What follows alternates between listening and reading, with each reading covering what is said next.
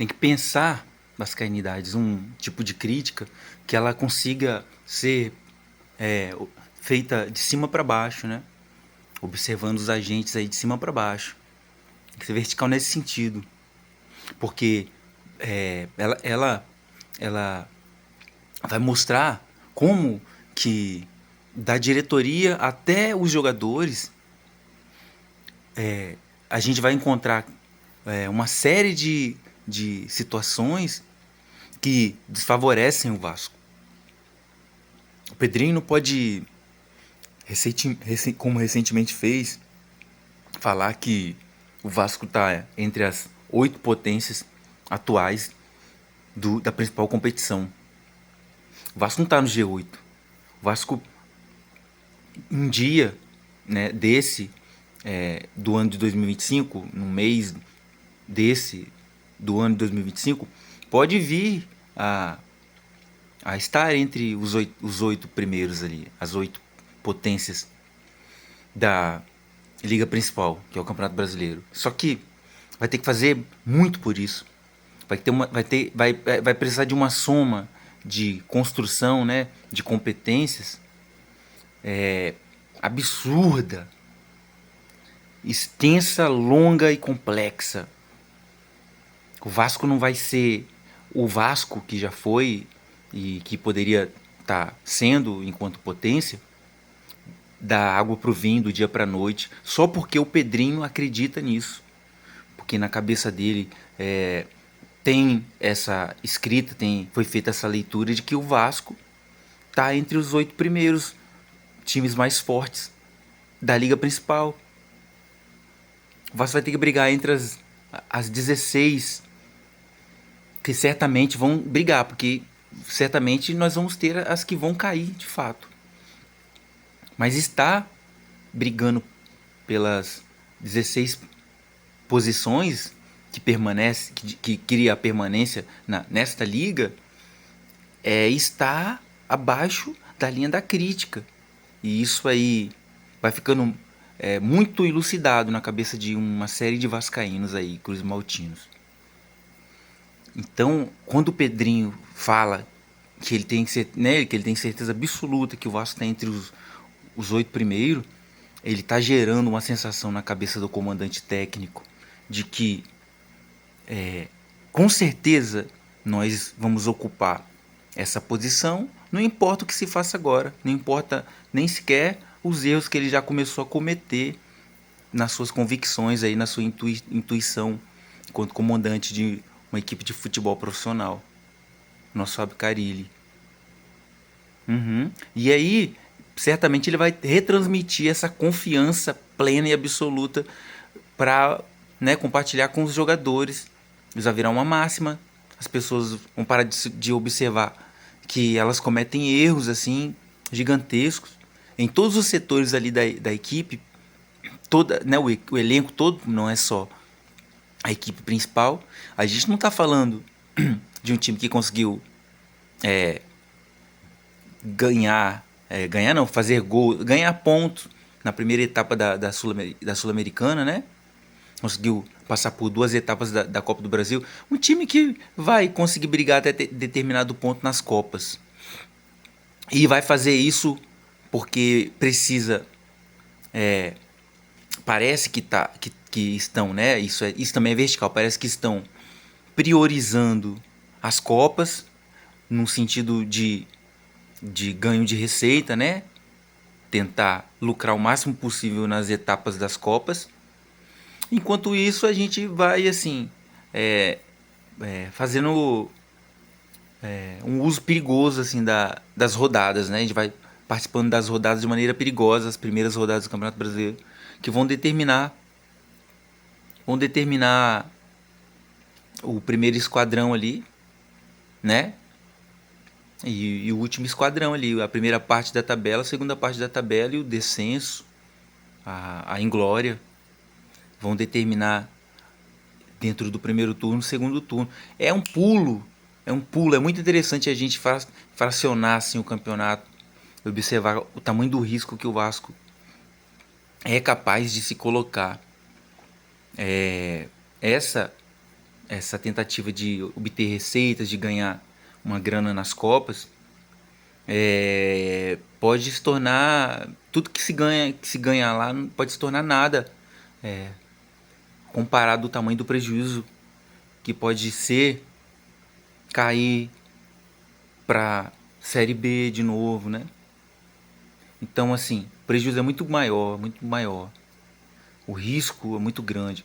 Não se brinca com com as 5 primeiras rodadas do Campeonato Brasileiro, principalmente essa temporada de 2025, que os times conseguiram de fato reforços, conseguiram reforços em todos os âmbitos aí de qualquer aspecto aí que tem a ver com o clube profissional, né, de futebol.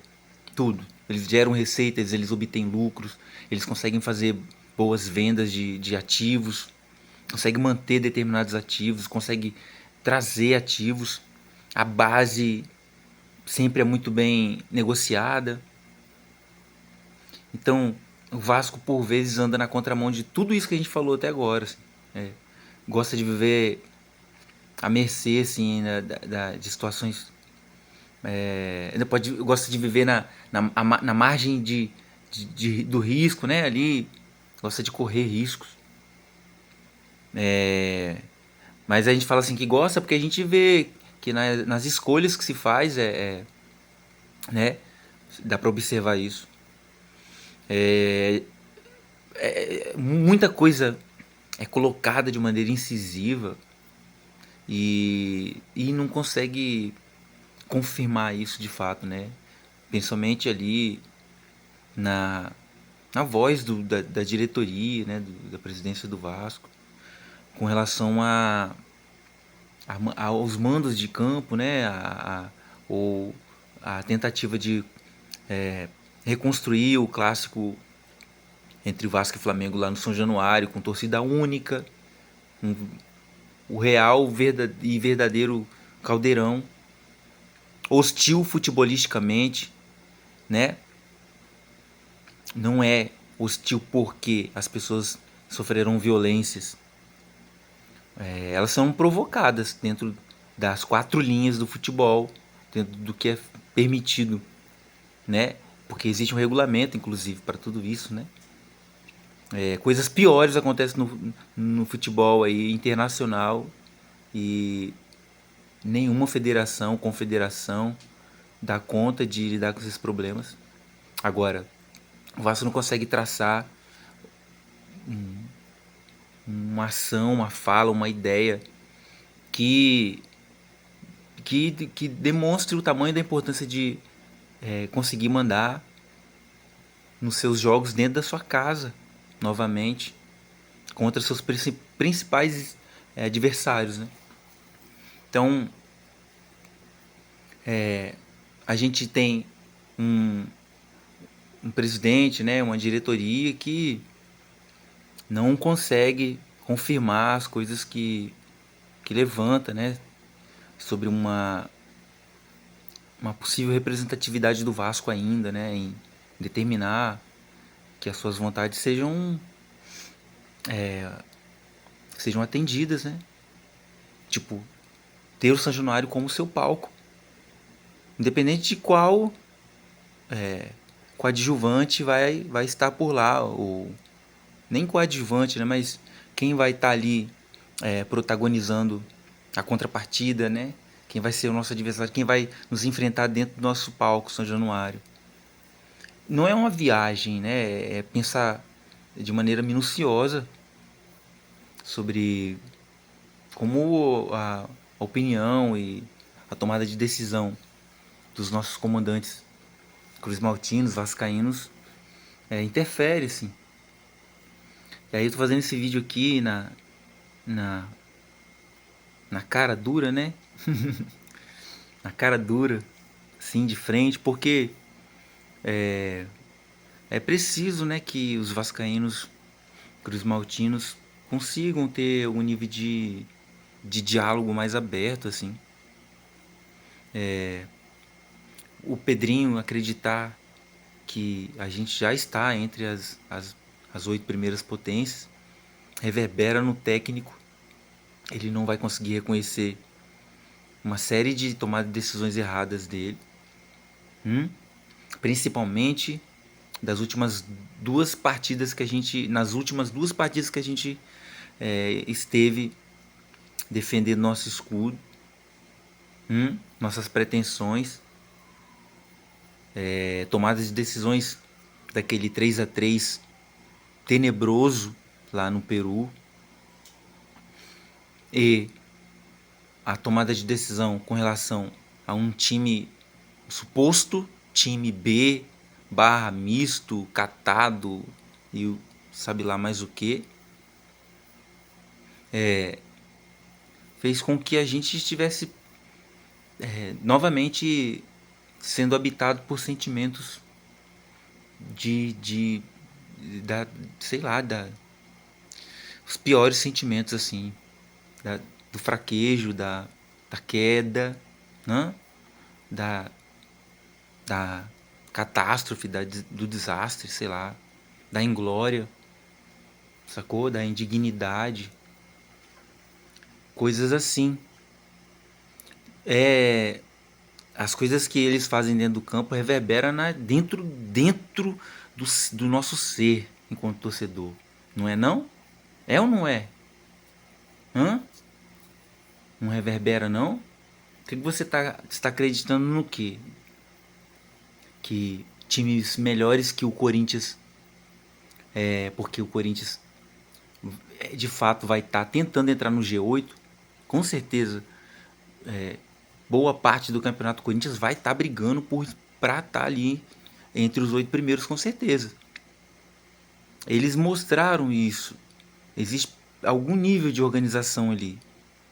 Eles possuem dificuldades parecidas com as nossas ali na defesa, né? Dá para observar um time que toma gols de cabeça, sofre com bola parada. Mas a gente estava assim nessa condição igual a deles, mas nós, né, nossa equipe principal, ela deu sinais de que esses problemas voltam a ser um grande problema e que temos outros problemas também. Nossas laterais não dão sinais de que possuem capacidade defensiva de fato, tanto os reservas quanto os titulares. E nossa zaga, que a gente imaginava que tínhamos ali, né? Um zagueiro pela direita que passava muito confiança, desde o 3-3 e ao 3-0 de ontem contra o Corinthians, né? Dia 5, terrível sábado, fim de tarde lá na Neoquímica. Ele fez a gente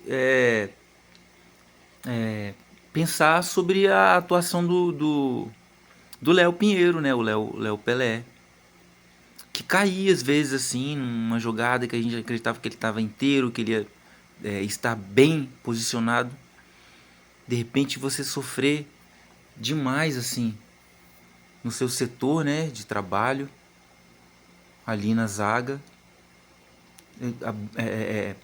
tendo participado de gols que o Vasco tomou, em lances grotescos assim, de ter caído sozinho, ou de ter feito um gol contra bizarro, quando estava acontecendo o domínio sem esforço do adversário sobre o Vasco, em lance de bater cabeça num passe errado que aí o adversário recupera e consegue fazer com que a zaga fica toda fragilizada, e aí o adversário consegue fazer um gol ou outro. Desde do jogo contra o Santos foi assim.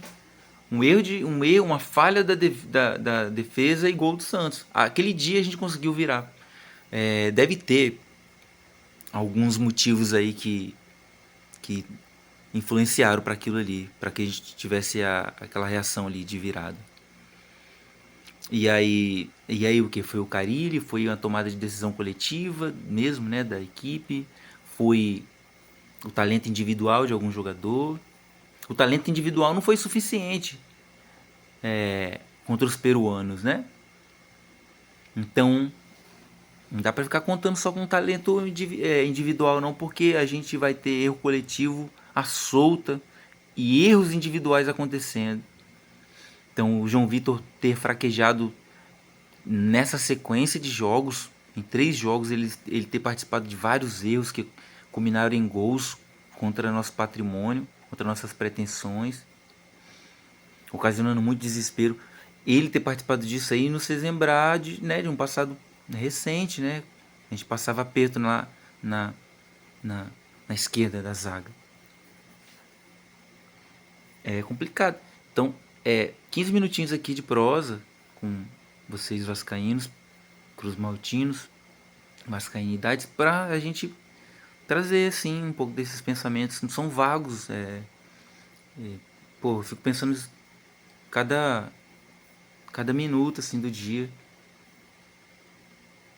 Exatamente isso.